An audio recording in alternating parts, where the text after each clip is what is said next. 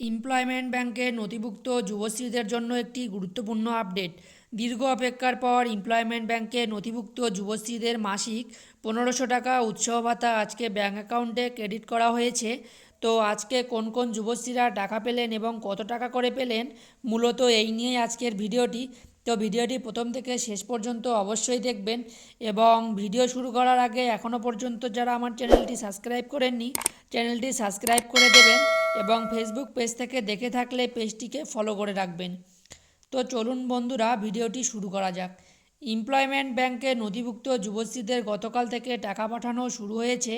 তো গতকাল অল্প সংখ্যক যুবশ্রীরা টাকা পেয়েছেন এবং বাদবাকি যুবশ্রীরা কিন্তু আজকে টাকা পেলেন। তো আজকে টাকা ক্রেডিট হয়েছে তার প্রমাণ একটি মেসেজ দেখাচ্ছি। তো আপনারা দেখতে পাচ্ছেন, your claim of ₹1500 is released from Kolkata PAO Treasury and it scheduled to be credited to bank account number দেখতে পাচ্ছেন এবং তারিখ 14/12/2023।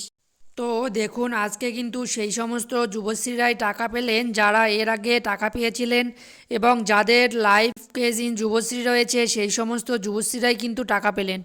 যুবশ্রীদের 3 মাসের টাকা ডিউ থাকলেও আজকে শুধুমাত্র 1 মাসের টাকা অর্থাৎ শুধুমাত্র সেপ্টেম্বর মাসের টাকা দেওয়া হয়েছে।